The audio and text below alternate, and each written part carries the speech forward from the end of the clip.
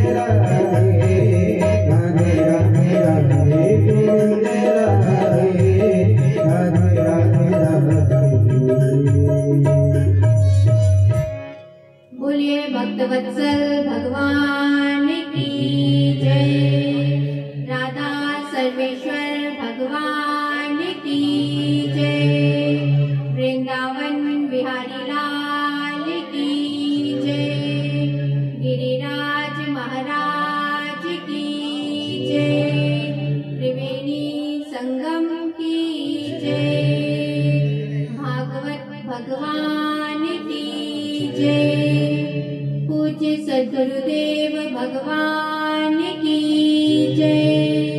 जय जय श्री राधे श्याम।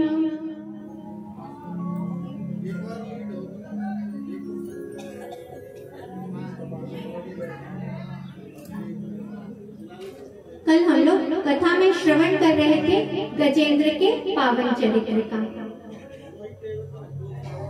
सुखदेव जी ने राजा परीक्षित से कहा, परीक्षित अब मैं तुम्हें रैवत मनवंतर की कथा सुनाऊंगा।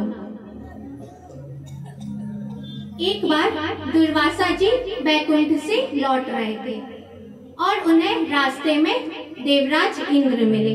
वह ऐरावत पर सवार होकर कहीं जा रहे थे। दुर्वासा जी ने सोचा कि यह देवराज इंद्र है, इसीलिए जो दुर्वासा ऋषि को भगवान ने अपनी प्रसादी माला दी थी, वह दुर्वासा जी ने देवराज इंद्र के गले में डाल दी। लेकिन देवराज इंद्र ऐश्वर्य के मन में इतने मस्त थे कि उन्होंने भगवान की प्रसादी माला का आदर नहीं किया और उस माला को उतारकर अपने हाथी ऐरावत के गले में डाल दिया। ऐरावत हाथी स्वभाव का है, इसीलिए उसने उस माला को तोड़ा और अपने पैरों से कुचल दिया। दुर्वासा जी ने देखा कि यह जो देवराज इंद्र है, यह इस समय अपने धन में ऐश्वर्य में इतने मद है, इसीलिए इन्होंने भगवान की प्रसादी माला का अनादर किया है। और दुर्वासा जी ने देवराज इंद्र को शाप दे दिया कि जाओ अब तुम श्रीहीन हो जाओ, क्योंकि जिस श्री के कारण तुम इतने मदमस्त हो रहे हो और तुमने भगवान की प्रसादी माला का निरादर किया है, इसीलिए अब तुम श्रीहीन हो जाओ। अब देवराज इंद्र श्रीहीन हो गए, शक्तिहीन हो गए और वह पहुंचे ब्रह्मा जी के पास में। ब्रह्मा जी ने कहा कि अब आपको अपन सब चलते हैं भगवान के पास में, अब भगवान ही कुछ कर सकते हैं। सभी देवता पहुंचे भगवान के पास में। भगवान ने कहा कि जब हमें कोई कार्य करना होता है, तब हमें अपने शत्रु से भी मेल मिलाप कर लेना चाहिए। ठीक उसी प्रकार जैसे कि सांप और मूसक की कथा है।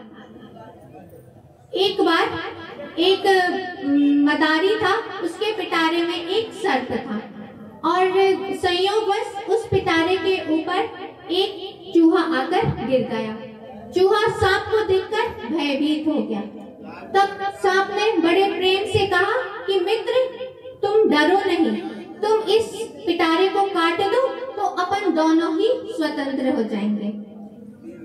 चूहे ने सोचा कि यदि मैं इस सांप को से मित्रता कर लूंगा और यदि इसे मैं मुक्त कर देता हूँ तो यह मुझे नहीं खाएगा, और चूहे ने पिटारे को काट दिया।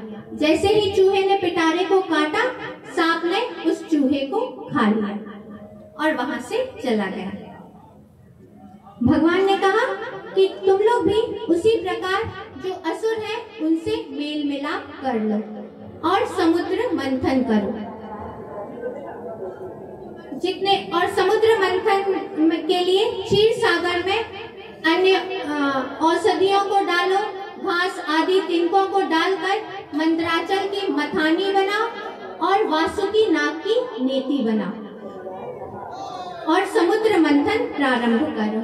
और सबसे पहले समुद्र मंथन में विष निकलेगा, इसीलिए देवता आप लोग उस विष को देखकर घबराना नहीं। अब सभी देवता पहुँचे राजा बलि के पास में, और जैसा भगवान ने उन्हें प्रलोभन दिया था, वैसा ही ठीक देवराज इंद्र ने राजा बलि के सामने प्रस्ताव रखा। राजा बलि ने भी उस प्रस्ताव को प्रसन्नता से स्वीकार कर लिया कि समुद्र मंथन करने से हमें अमृत मिलेगा। अब देवराज और सभी लोग पहुंचे मंदराचल पर्वत में। और देवता और देवराज इंद्र और बलि दोनों अपनी अपनी सेनाओं को लेकर गए। और जैसे ही उन्होंने मंदराचल पर्वत को उखाड़ा, मंदराचल पर्वत इतना भारी था क्योंकि वह जो मंदराचल पर्वत है वह पूरा स्वर्ण का है, सोने का है, इसीलिए उसका भार इतना ज्यादा था कि दोनों देवता और दैत्य मिलकर भी उसे क्षीर सागर तक नहीं ला सके और उसे रास्ते में ही गिरा दिया। वह मंदराचल पर्वत इतना भारी था कि उसके नीचे दबकर बहुत से देवता और जो दैत्य थे वह दब गए। अब दोनों का, दैत्यों का और देवताओं का जो उत्साह था, मनोबल था, वह टूट गया। भगवान ने देखा और भगवान वहां पर सहसा ही प्रकट हो गए। भगवान गरुड़ पर सवार होकर वहां पर आए और सबके देखते ही देखते भगवान ने अपने एक हाथ से उस मंदराचल पर्वत को गरुड़ जी के ऊपर रख लिया और क्षीर सागर तक पहुंचा दिया। वासुकी नाग को भी यही प्रस्ताव दिया गया कि आप समुद्र मंथन में हमारा साथ दीजिए। समुद्र मंथन से जो अमृत निकलेगा उसमें आपका भी भाग होगा। इसी अमृत के कारण वासुकी नाग भी अमृत समुद्र मंथन के लिए तैयार हो गए। अब जो देवता थे वह भगवान के कहने पर सब वासुकी नाग के मुख की ओर लग गए और जो दैत्य थे उन्होंने देखा कि सभी देवता सर्प जो वासुकी नाग है उसके मुख की ओर लग गए हैं। तब दैत्यों ने कहा कि हम भी कश्यप जी की ही संतान हैं और हमने भी वेद आदि का अध्ययन किया हुआ है, इसीलिए हमें यह पता है कि यह जो सांप का जो पूंछ वाला भाग होता है वह अशुभ माना जाता है और हम देवताओं में किसी भी दृष्टि से कमजोर नहीं है, इसीलिए हम लोग सर्प की पूंछ की तरफ नहीं लगेंगे। तब भगवान ने देवताओं से कहा कि चलिए अब हम ही वासुकी नाग के पूंछ की ओर लग जाते हैं और दैत्यों को मुख की ओर लगा दिया। समुद्र मंथन प्रारंभ हुआ। जैसे ही समुद्र मंथन प्रारंभ हुआ तब भगवान ने असुरों के अंदर आसुरी रूप में प्रवेश किया और जितने भी देवता थे उनके अंदर देव रूप में प्रवेश किया और जो वासुकी नाग थे उनके अंदर निद्रा के रूप में प्रवेश किया, क्योंकि जब समुद्र मंथन होगा उस समय जब मंदराचल पर्वत से वासुकी नाग को खींचा जाएगा तब उन्हें कष्ट ना हो, इसीलिए भगवान वासुकी नाग के अंदर निद्रा के रूप में प्रविष्ट हो गए कि जिससे उन्हें किसी भी प्रकार का कोई कष्ट ना हो। अब समुद्र मंथन जैसे ही प्रारंभ हुआ तो जो मंदराचल पर्वत था वह समुद्र में समाने लगा। अब सभी देवता और जो दैत्य थे वह घबराए कि अब समुद्र मंथन कैसे होगा, क्योंकि जो मंदराचल पर्वत है उसके नीचे कोई आधार नहीं था, इसीलिए वह जल में समाने लगा। भगवान ने कहा, विलोक्य विघ्नेश विधिमुक्तेश्वरो, कि यह विघ्नेश्वर की करतूत है। हमने गणेश जी का आवाहन नहीं किया, क्योंकि कोई भी कार्य करने से पहले सबसे पहले गणेश जी का पूजन किया जाता है। और जब समुद्र मंथन प्रारंभ किया उस समय भगवान गणेश जी का किसी ने पूजन नहीं किया था, इसीलिए उन्होंने इस कार्य में विघ्न को उपस्थित किया और भगवान बहुत बड़े कच्छप का रूप धारण करके मंदराचल पर्वत के नीचे आ गए। बोलिए कच्छप भगवान की जय। और कच्छप भगवान ने मंदराचल पर्वत को अपनी पीठ के ऊपर धारण कर लिया और जब समुद्र मंथन होने लगा तब भगवान को ऐसा लग रहा था कि जैसे कि कोई भगवान की पीठ को खुजला रहा है। भगवान को समुद्र मंथन से कोई कष्ट नहीं हो रहा था। समुद्र मंथन प्रारंभ हुआ। सबसे पहले हलाहल विष निकला। जैसे ही हलाहल विष निकला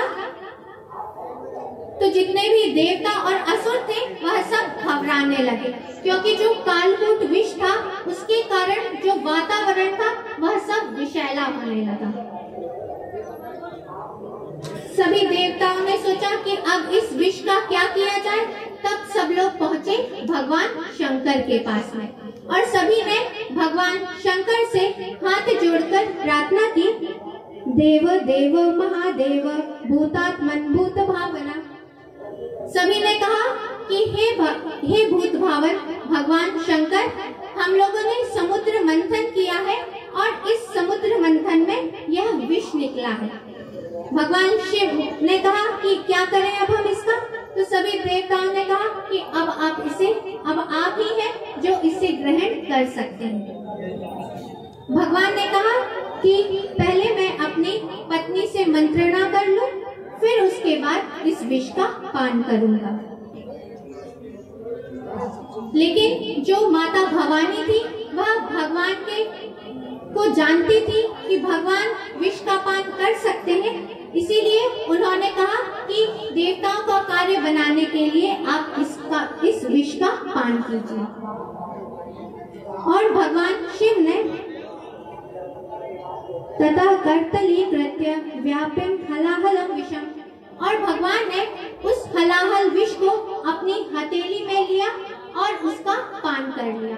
और जो हलाहल विष था शिव ने उसका पान तो किया, लेकिन उसे अपने गले में ही धारण कर लिया, उसे कंठ के नीचे जाने नहीं दिया।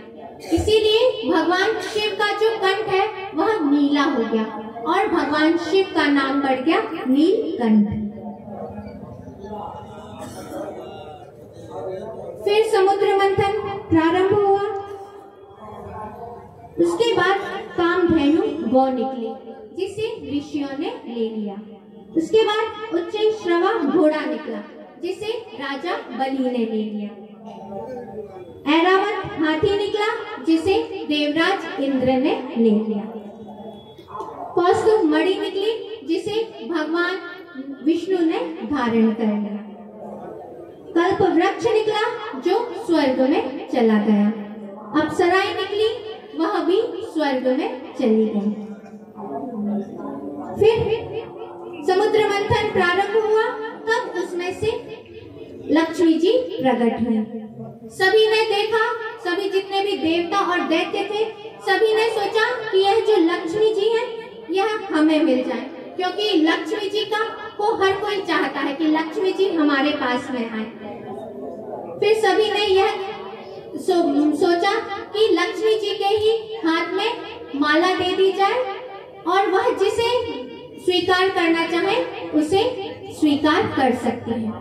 लक्ष्मी जी के गले में, लक्ष्मी जी के हाथ में कमल की माला दी गई और लक्ष्मी जी ने सभी देवताओं और दैत्यों को देखा और कोई उन्हें अपने समान नहीं लगा और उन्होंने भगवान नारायण का ही वरण किया। बोलिए लक्ष्मी नारायण भगवान की जय। फिर पुनः समुद्र मंथन प्रारंभ हुआ। वारुणी देवी निकली जिसे दैत्यों ने ग्रहण किया। फिर चंद्रमा निकले जिसे भगवान शंकर ने अपने शीश पर धारण कर लिया। फिर शंख निकला जिसे भगवान विष्णु ने रख लिया। फिर समुद्र मंथन से त्रिशूल निकला जिसे भगवान शिव ने धारण कर लिया। पुनः जैसे ही समुद्र मंथन प्रारंभ हुआ, तब उस समुद्र मंथन से भगवान धन्वंतरी अमृत का कलश लेकर प्रकट हुए। बोलिए धन्वंतरी भगवान की जय। जैसे ही दैत्यों ने देखा कि भगवान धन्वंतरी अमृत का कलश लेकर प्रकट हुए हैं, तो दैत्यों ने धन्वंतरी भगवान से उस अमृत के कलश को छीन लिया और आपस में ही लड़ने लगे कि पहले मैं इसका पान करूंगा, पहले मैं इसका पान करूंगा, तुम नहीं, ऐसे आपस में लड़ने लगे। तब भगवान ने एक सुंदर स्त्री का रूप धारण किया। बोलिए मोहिनी भगवान की जय। भगवान ने का रूप धारण किया और फिर वहां पर प्रकट हुए। जैसे ही दैत्यों ने देखा इतनी सुंदर स्त्री, तब दैत्यों ने पूछा, का तुम कंचपला साक्षी कुतो वाक्य चिकीर्षसि? देवी, आप कौन हैं, किसकी पुत्री हैं और आप यहाँ पर क्या करने आए हैं? भगवान मोहिनी ने कहा, और फिर जो दैत्य थे उन्होंने कहा, वयम कश्यप यादा भ्राता कृतपुरुषा। उन्होंने कहा कि देवी, हम लोग कश्यप जी की संतान हैं और हम लोगों ने ही समुद्र मंथन किया है और समुद्र मंथन में हमें यह अमृत प्राप्त हुआ और हम चाहते हैं कि यह जो अमृत निकला है इसे अब आप ही हम भाइयों में बांट दें। मोहिनी भगवान ने कहा कि आप लोग तो कश्यप जी की संतान हैं और मैं व्यभिचारिणी स्त्री हूँ, इसीलिए आप लोग मेरे ऊपर विश्वास कैसे कर सकते हैं?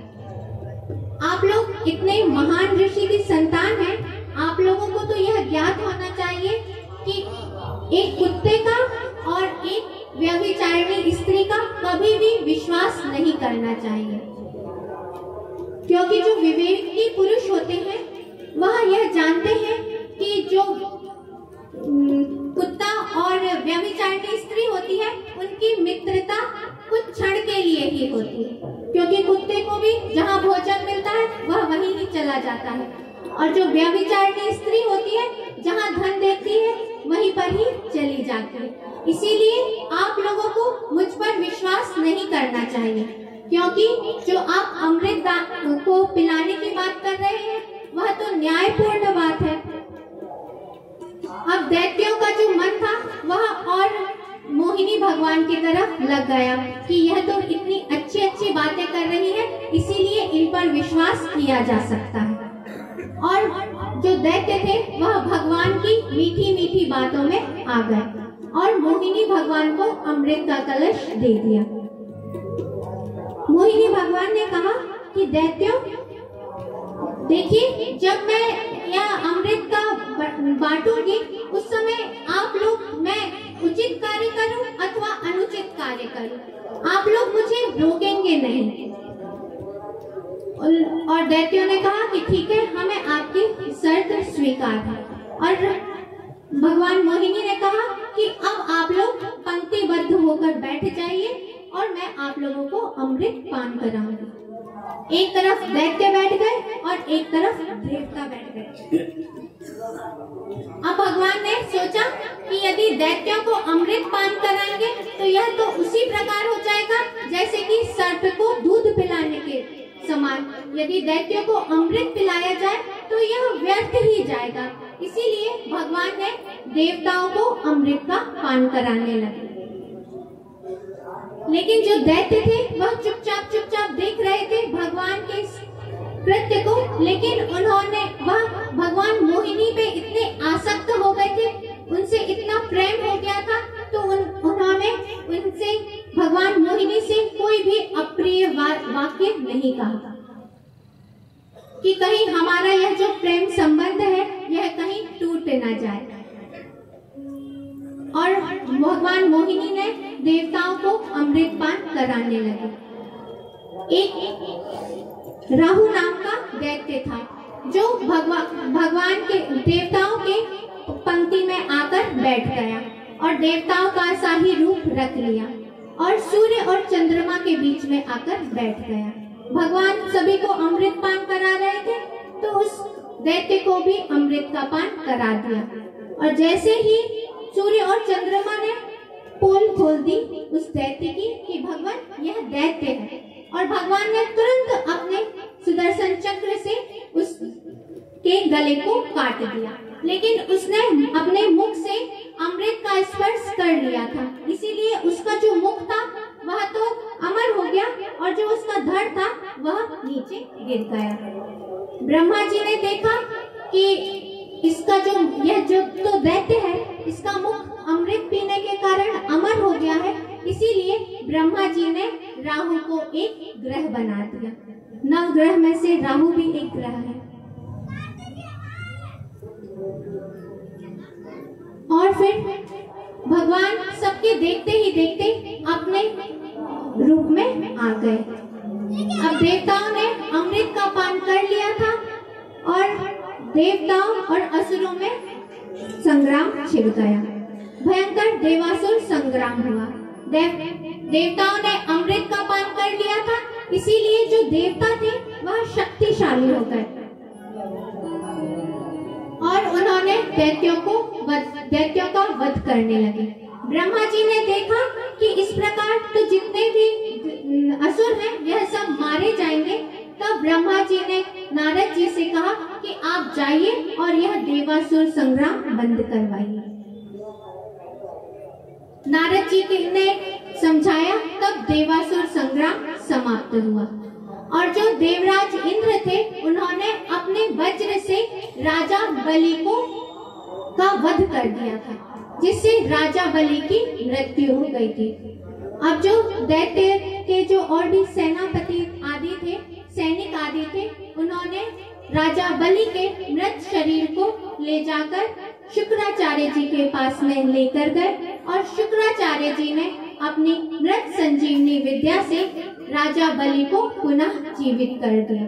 और जितने भी असुर दैत्य थे, जिनके अंग भंग हो गए थे और भी जो मृत्यु को प्राप्त हो गए थे, सभी को जीवित कर दिया। अब भगवान शंकर को पता चला कि भगवान ने मोहिनी अवतार धारण किया था। तब भगवान शंकर पहुंचे और भगवान से कहा कि भगवान, अब मैं भी आपका वही मोहिनी अवतार का दर्शन करना चाहता हूँ। भगवान ने कहा कि वह तो कौतूहलाय दैत्यानां योषित वेशो मया कृता, कि वह जो रूप था वह तो दैत्यों को मोहित करने के लिए मैंने मोहिनी का अवतार धारण किया था। लेकिन भगवान शंकर ने कहा कि मुझे भी आपके उस रूप का दर्शन करना है। तब भगवान शिव को भी अपने मोहिनी रूप का दर्शन कराया। जो इस समुद्र मंथन के पावन चरित्र का श्रवण करता है, वह जो भी उद्योग करता है वह उसमें कभी भी विफल नहीं होता है। राधे राधे, हम जा रहे हैं। राधे राधे भाई दे। राजा परीक्षित ने पूछा कि भगवान श्री हरि ने वामन अवतार धारण क्यों किया था? क्योंकि भगवान दीनहीन बनकर राजा बलि के यहाँ 3 पग भूमि की याचना करने के लिए क्यों गए थे? और जब राजा बलि ने 3 पग भूमि दान कर दी, तब फिर राजा बलि को वरुण पास में क्यों बांधा गया? अब यह कथा आप मुझे विस्तार पूर्वक सुनाइए। शुभदेव जी ने कहा कि जब देवराज इंद्र ने राजा बलि का वध कर दिया था, उस समय शुक्राचार्य जी ने राजा बलि के मृत शरीर को मृत संजीवनी विद्या से जीवित किया था।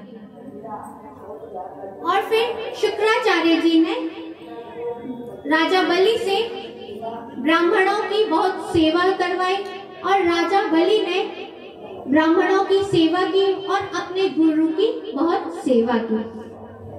फिर शुक्राचार्य जी ने राजा बलि से एक विश्वजीत यज्ञ करवाया।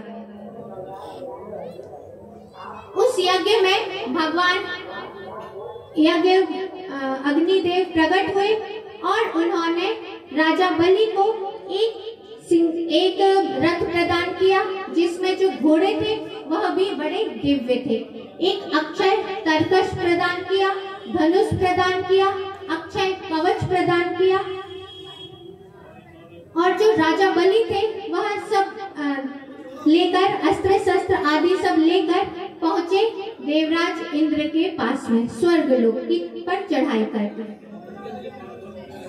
बृहस्पति जी ने कहा कि देवराज इंद्र, इस समय जो राजा बलि हैं उन्होंने ब्राह्मणों की बहुत सेवा की है और इस समय उनके ऊपर गुरु का इतना प्रभाव है कि गुरु उनके ऊपर इतने प्रसन्न है कि अभी आप उनसे विजय प्राप्त नहीं कर सकते हैं। इसीलिए अब आप लोग यह जो स्वर्ग लोक है इसे खाली कर दीजिए और फिर समय की प्रतीक्षा कीजिए, तब आपको आपका खोया हुआ राज्य पुनः प्राप्त हो जाएगा।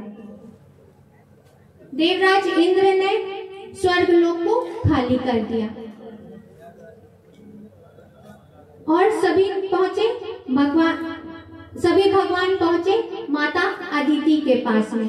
माता अदिति ने देखा कि यह जो मेरे पुत्र हैं यह श्रीहीन हो गए हैं, इनका जो राज्य था वह छिन गया है और यह शक्तिहीन हो गए हैं और अब यह दर दर की ठोकर खा रहे हैं।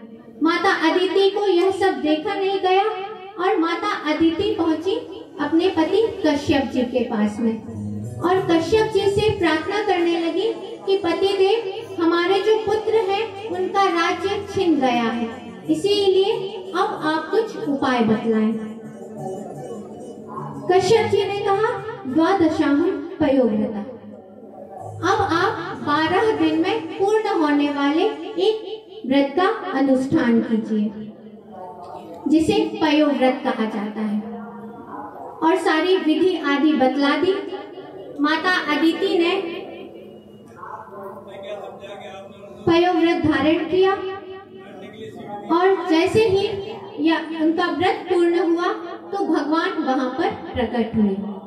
अदिति माता ने कहा कि भगवान, हमारे जो पुत्र हैं उनका राज्य छिन गया है, वह श्रीहीन हो गए हैं, शक्तिहीन हो गए हैं। भगवान ने कहा कि माता अदिति, मुझे पता है कि आपके पुत्रों का राज्य आपके शत्रुओं ने छीन लिया है, इसीलिए अब उसके उपाय का कोई और साधन नहीं है। अब मुझे ही आपके यहाँ पुत्र के रूप में जन्म लेना पड़ेगा और मैं आपके घर में पुत्र के रूप में जन्म लूंगा और आपके पुत्रों का जो खोया हुआ राज्य है वह आपको वापस दूंगा। फिर उचित समय आने पर श्रवण द्वादश्याम मुहूर्ते भी अभिजित प्रभु सर्वे नक्षत्र ताराद्यान चक्षुस्तक जन्म दक्षिणम। भाद्र मास आया, शुक्ल पक्ष आया, श्रवण नक्षत्र आया, द्वादशी तिथि आई और उसी द्वादशी तिथि में अभिजित मुहूर्त में भगवान वामन वहां पर प्रकट हुए और जैसे ही भगवान अदिति के सामने प्रकट हुए तब भगवान के चतुर्भुज रूप में प्रकट हुए थे। चारों हाथों में शंख, चक्र, गदा, पद्म धारण किए हुए थे, पीतांबर पहने हुए थे, मोर का मुकुट था, कानों में कुंडल थे और अदिति और कश्यप जी के देखते ही देखते भगवान वामन के रूप में परिणत हो गए। बोलिए वामन भगवान की जय। पूज्य सद्गुरुदेव भगवान की जय।